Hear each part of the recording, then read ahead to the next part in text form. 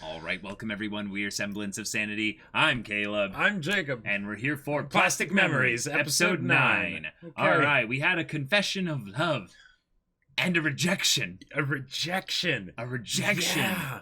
Oh, man. Wow. And she's only got a few weeks left, so... Oh, boy. I love it. Oh, boy. This is... She doesn't want to hurt him, and she is also very much taken aback by this confession, so Yep. as her brain and her heart are just aflutter with stuff. So they got to figure this out. How do they figure this out? With good conversation. Indeed. And Indeed. good connection. Hopefully Tsukasa isn't completely brain melted and just completely unable to do anything. Being rejected by a this. dying person is... Like, that's got to be pretty bad. Like, especially when there was a connection there, you know. Yeah. So, y'all, without further ado, let's get into this. All right, everyone, be sure to go check out the reaction portion of the video in the description below, and then come back here for the discussion.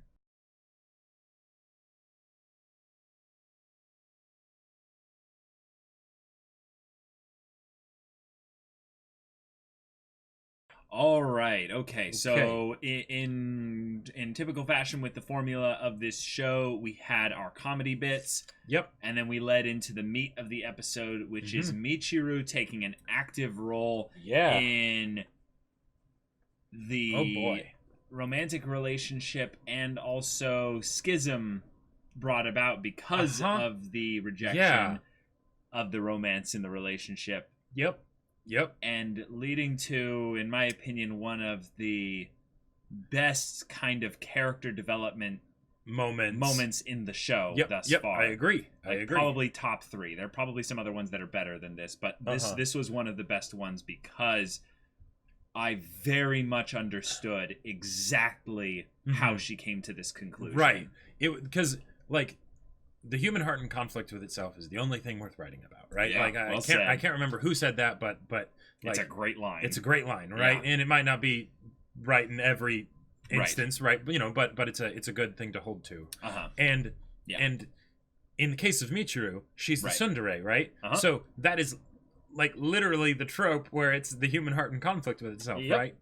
And yet this episode sold it so much better than anything before. Like it was so good because and the thing is, going into the episode when it's like, okay, they're gonna start like living apart, you know, okay, cool, and then it's she's going to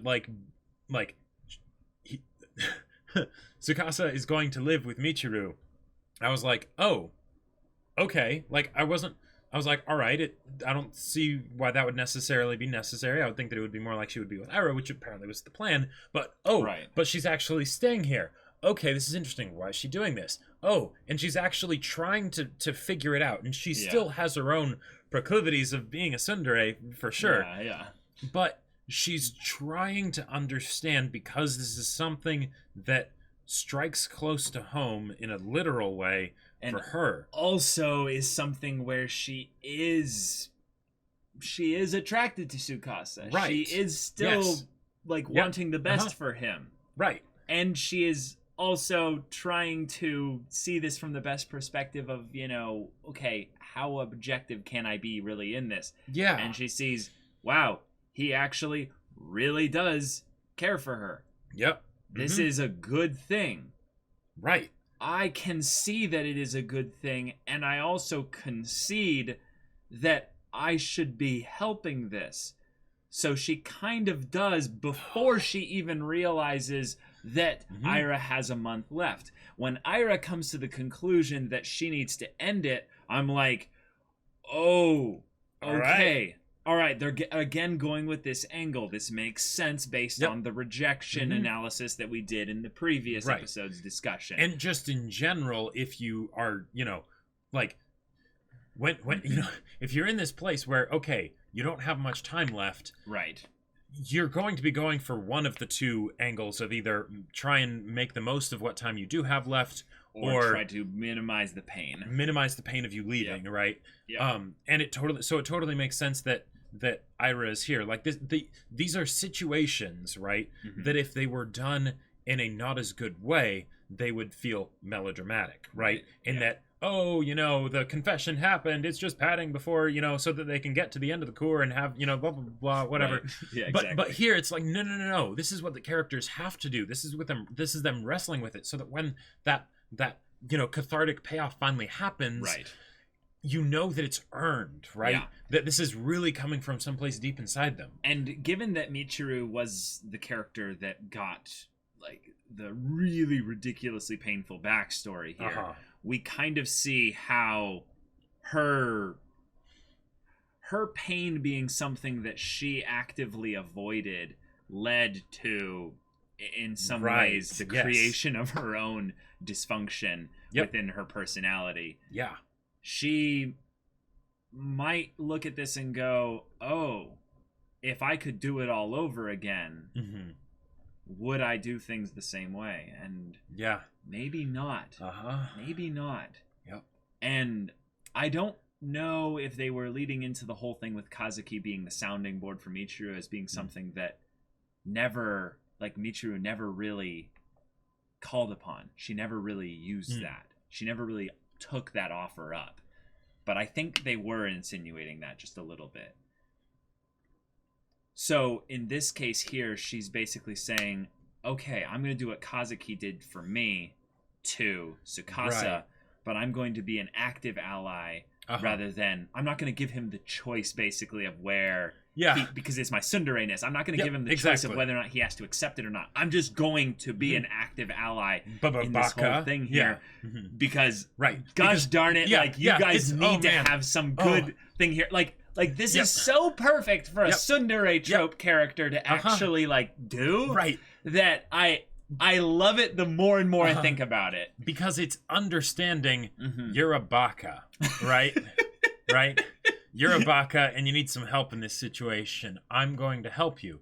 But it's not something that she is able to do easily because of, the crush that she has, but also the idea that this is something she had to process and get to the point where she was able to come to this conclusion. Right. The part of her sitting on the steps and crying, it's like that's important. Yeah. Because the thing is, she's not Kazuki. Kazuki didn't even do the best job of it. She definitely. Yeah. There's nothing really to go on. With the case of Michiru, yes, there's not too much to go on. Yeah. But with regards to, say, how Kazuki is with a bunch of other people, like, say, Aira, we know that she isn't the best at it, right? And in fact, she's flawed too. And she kind of avoided it because she wasn't the best at it.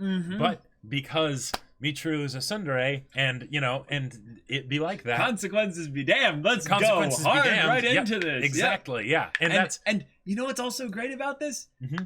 She loves Tsukasa. Right. This actually is a way that she is expressing that by being so supportive. It all ties together perfectly. Like a supportive tsundere.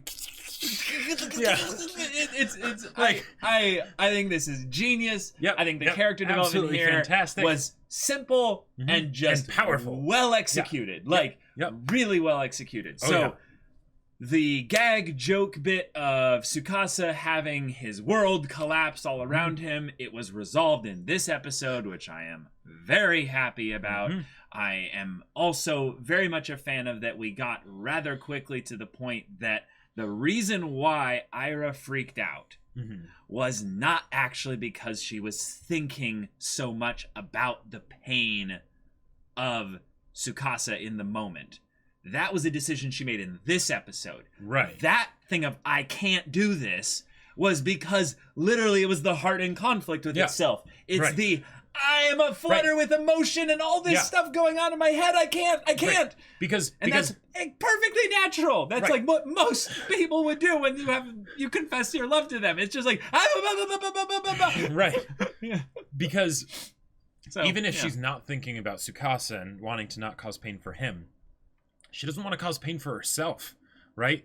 Like the way she's been acting is not just because she doesn't want to hurt others. It's because if she gets attached, then that means she has something to lose. Well, yeah, it's both. It's right. Yeah. She's had a fair amount of time coming to terms with this ever since Kazuki stopped being her partner, right?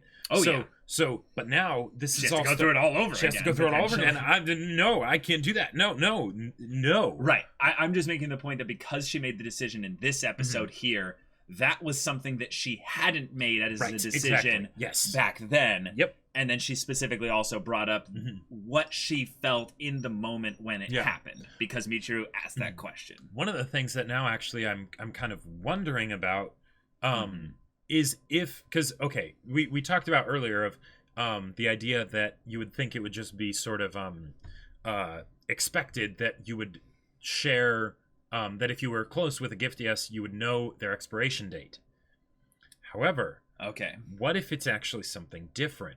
What if because in that sense there could almost feel like there's this potentially entitlement, not that it would have to be that, but because they're also very like gift yes are treated as people with their own like you wouldn't want them to be treated as property. Right, exactly. So there's in this the workplace. Well, yes, the property aspect, but also the idea of personal privacy, and that if someone knew when they were going to die, right, they might not want other people to know that, because then they would start treating them differently. Maybe not right away, but eventually they would, right?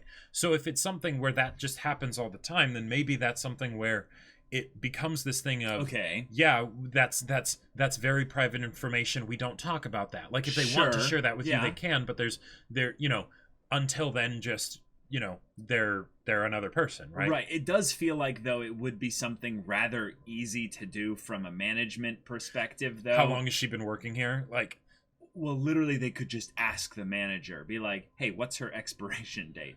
Sure. And all he would have to do is make a judgment call as to whether or not he tells them or not. Right. Because I think that at the very least, the manager knows everything regarding this. Yeah. And the fact that the rest of the workplace doesn't necessarily all know, although it does seem like it's a fairly still well-known thing. I feel like with Michiru, because they just might not know the exact amount of time, right? Well, and because before Tsukasa came along, Michiru was the previous newest person at the job. Yeah, but she had still been around for at least a year, I think they were saying, right? Like, I'm maybe. pretty sure remember. She said she'd been there at least a year. I'm not sure what it is. Well, maybe it was something where Michiru figured that she knew that Aira didn't have too much time left, but she didn't know just how little. Oh, yeah, it's that makes sense. It's like, oh yeah, she's probably got 6 months or a year left. A month. Yeah, this is really freaking soon. Right. So and the whole thing, and which is great, because then she then has the thing of, and I was talking about how you need to spend time and all this stuff, and oh man, I'm sorry that I didn't know. That was something actually that in terms of the order of specific things felt a little bit out of place, was that she gets the confession from Aira about her amount of time that she has left, but it's before that Michiru is talking to the analyst guy, and she makes up this really interesting point here, saying have you ever thought that romance is really all about momentum? And I freaking had a hold though. What? Michiru, you are talking about something that's some really interesting philosophical okay, I'm I want to pick this apart, because I'm I think she's onto something. I can see how romance is actually all about momentum. And then this guy immediately, without turning, are you talking about Aira? He's I jumped straight to the heart of everything here. He's you're talking about Aira, and she doesn't even need to say no or yes. He's on the same page with her, and says, I told her to take her time and think it over, but was that really the right thing to do? The longer you think about these things, the more pessimistic you get, right? So what she's thinking about it from a completely different angle. She's thinking about it from a completely different angle, but I did find it to be something that was rather she's still thinking about whether it was the right thing to do. That's kind of a convenient thing to think about, although under the context of momentum, this is something that I am curious about, why she took this route with the pessimistic thing, it's possibly because she's under the assumption that no one could know that I have a crush on Tsukasa. I thought she was going to go the am I selfish route for trying to. Sure. Right. But no, she thinks that no one knows about her crush on Tsukasa. Well, right. And if it's all about momentum and telling her to take time off, then that was I basically sabotaging it kind of a thing. Right. Yeah. But I want to bring this up. The idea of momentum is something rather interesting because when you think about like memories, if you will, what this show is kind of about, is that there was a specific thing that Aira noticed about Tsukasa. Is the idea that he's always smiling. And Michiru maybe got into a very interesting insight about this, about like, well, you know, always smiling doesn't necessarily mean that they're always happy. It might be a face that they put on because they're not doing as well. And Michiru would know all about that. So that's something where it's like, okay, she's projecting a little bit, but it is a valid difference there. Yeah. So then Aira goes into this from like, okay, well, I'm going to try to find the moments where I'm very certain he's happy. Not necessarily that he's smiling, but that he is actually really happy. So then when they spend time at the amusement park and the, you know, the carnival and what have you, she's like, he's really happy here. This is good. Okay. So then she does a thing that makes him unhappy, you know, because she rejected him and she freaked out, you know, even more so about this. But you could say that whole thing was just based on the momentum of Aira snowballing from, oh, I observed something that I liked about him, but that led towards all these other things that wasn't necessarily me falling for him, but that, you know, momentum that picked up from it led towards specific instances where she felt things. Right. And is that love? Is that romance? Like, shoot, like that's actually a really great thing to bring up. Like, because then if you stop to think about it, you could go, I just convinced myself out of those feelings or those specific moments. That was just a little thing there. You stopped the momentum. Right. You killed the romance, like, if you will. I don't know if any of y'all did this, but you take a skateboard and you go to the top of a really big hill, like you know, that's got an actual like paved street going down. Yeah, and any kind of board with wheels. Yeah, any kind of board with wheels. And you just sit on it and just go. Oh my god, it's the scariest and funnest thing. It is so fun. It is so scary. And it's super dangerous. Because you can get going really fast. Really fast. The longer the hill. Man. And also those wheels and the elasticity of the board. Yeah. Make a huge difference in your epidermal survival rating, you know. Let's just say, make sure you've got shoes with really thick soles because those things will be melted. Those are right your brake through. pads. Those are brake pads, and they'll get melted right through. Unless you want to do the I don't know these people, but their yard is kind of big, so I have enough like, you know, just sliding spill right into spill into it, you know. Yeah. But sometimes when you get going that fast in momentum, the idea of stopping to think about it isn't an option anymore. Right. But I want to bring that up as a thing here, is that I think there are a lot of people that their momentum gets so fast and they end up going through things to where they're like, whoa, life is just happening. Yep. And they don't think about how they're going to stop this board or what have you. And it's the most wonderful thing. It's so exciting to just freely plunge and just let what happens happen. Yep. Because in some ways, you know, in this case, it's not that you got on the board alone with love. It's that you got on the board and like someone else is like, you know, on your back there. And they're going on this with you. And make sure you look carefully at the hill before you get on and start going down it. Sure, but if someone else is willing to get on the board with you, and you both are fine with not putting your feet down, maybe this is entering into the realm of imagination, but I think you can fly. Like, you can have some really cool, wonderful things. Unless they're one of those people that's like, yeah, I'll be with you the whole way down. and then like, right as you like start to get fast, they hop off, and you're like, oh, it's got a little bit faster, a lot lighter. Or even better, you know, if you're on like one of, okay, super specific, but if you're on one of those long skateboards, and you both keep your feet on the ground to keep yourself from going too early, right? Sure. And then it's like, all right, and we lift our feet now, and then they just raise their butt, and you just go down by yourself. Worst thing ever. Jacob's like, I've specifically had this happen at one point. Oh yeah, yeah. Now, what's great about this is at the point where the guy's like, okay, you're just getting too like specific at this for me, and then he just kind of goes, who knows? I couldn't say whether or not that pessimism comes from thinking about it too much. What does she do? She starts to think about it a bit, like quite a bit, and then they go through a montage bit of her watching everything continue as normal, and they're having a little bit of, you know, good like interactions. Tsukasa and Ira are helping each other. They're leaning on each other. They're being partners.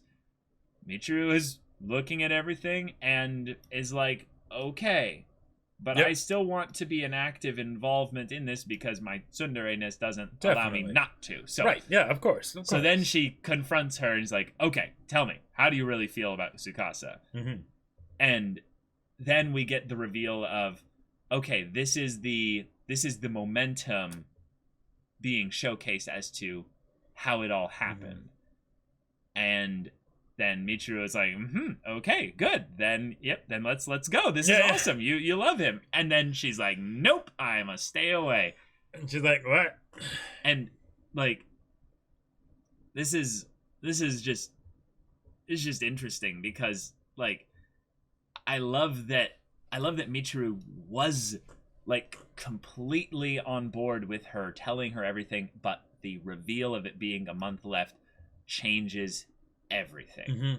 Because she still, it doesn't change her mind of what she eventually comes to the conclusion of what she wants to happen and what she feels would be good to happen, because she understands Tsukasa's resolve, but it completely throws her for a spin, because until now she's like, this is territory where I can definitely say this is good, and then it's, oh, this just got personal because when you have only a certain amount of time with somebody, she felt like she was dealing with two bakas all along, and then she realized, oh no, maybe I'm the baka. Then she goes out to the stairs and cries because the tsundere's brain just broke, because she's like, God, I'm a baka. Like, damn it, no. And now you have reached trying to be true helpful. Enlightenment. And then the tsundere reaches true enlightenment. Yes, because she's like, wait, I need to know, what was the order of events that you told her this, and you knew already. Wait. So why?